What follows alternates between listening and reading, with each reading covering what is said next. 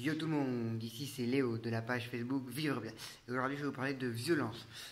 Oui, pourquoi? Parce qu'aujourd'hui on parle de violence avec le mouvement de Gilets jaunes et je voulais rétablir une vérité, enfin qui pour moi est une vérité.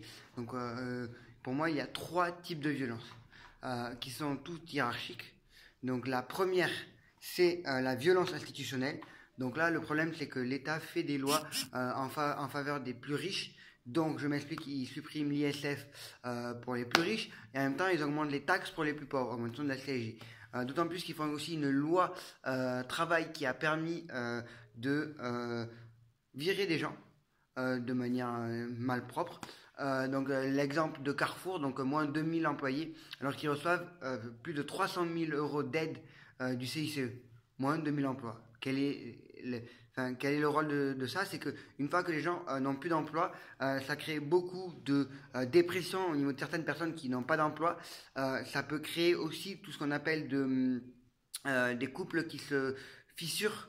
Ça peut créer des morts. Il y a beaucoup de cas de suicide. Voilà.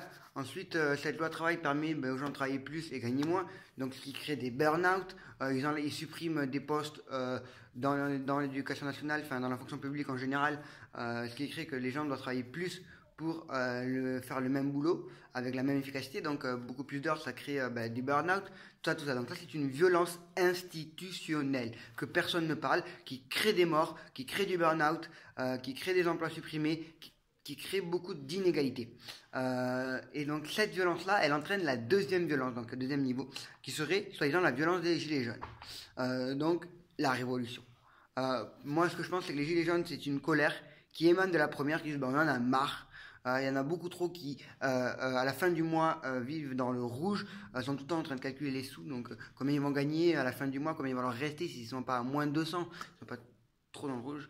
Donc cette violence-là, c'est... qui pour moi n'est pas une violence, mais c'est les gilets jaunes.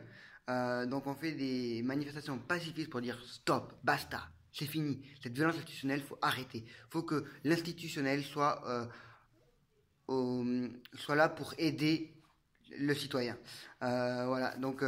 et c'est généralement ces violences elles viennent par rapport aux casseurs qui sont un groupe minoritaire et qui viennent à la fin de la manifestation une fois que la troisième violence a eu lieu. C'est-à-dire qu'une fois que la troisième violence a lieu, les casseurs arrivent et ils castagnent tout.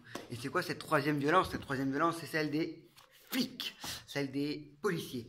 Donc cette troisième violence, les flics, qu'est-ce qu'ils font? Ils envoient des gaz lacrymogènes à balle sur les manifestants pour leur dire stop.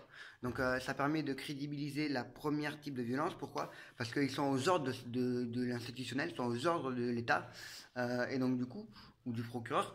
Et donc du coup, qu'est-ce qu'ils font? Ils répondent aux ordres et ils permettent à la première violence, en réprimant beaucoup les manifestants, de dire de minimiser le mouvement. Voilà. Et surtout d'attiser ce qu'on appelle une colère qui amène les casseurs à casser. Et donc on va ne parler que des casseurs. Alors que les Gilets jaunes sont un mouvement constatataire de la première violence qui, elle, crée des milliers de morts, crée des milliers de gens avec un burn-out, crée des milliers de gens qui se séparent, donc des couples qui se séparent. Une violence inouïe et personne n'en parle et tout le monde s'en fout. Voilà, donc faites attention à ça. Il y a trois types de violence: violence institutionnelle, la deuxième violence qui serait la violence des casseurs mais qui serait la violence des gilets jaunes mais qui pour moi n'existe pas, et la troisième violence qui elle est très très grave, c'est celle de la police. Pourquoi? Parce que c'est que dans les dictatures qu'on envoie la police, qu'on envoie des bombes lacrymo, qu'on envoie des flashballs, qu'on envoie même des fois des grenades à Paris. Enfin, c'est grave. Voilà. Donc ne vous laissez pas faire, l'État est doublement acteur de violence sur un peuple qui n'en peut plus. Et c'est ça les Gilets jaunes, c'est un peuple qui n'en peut plus. Voilà. Donc moi je vous laisse là-dessus.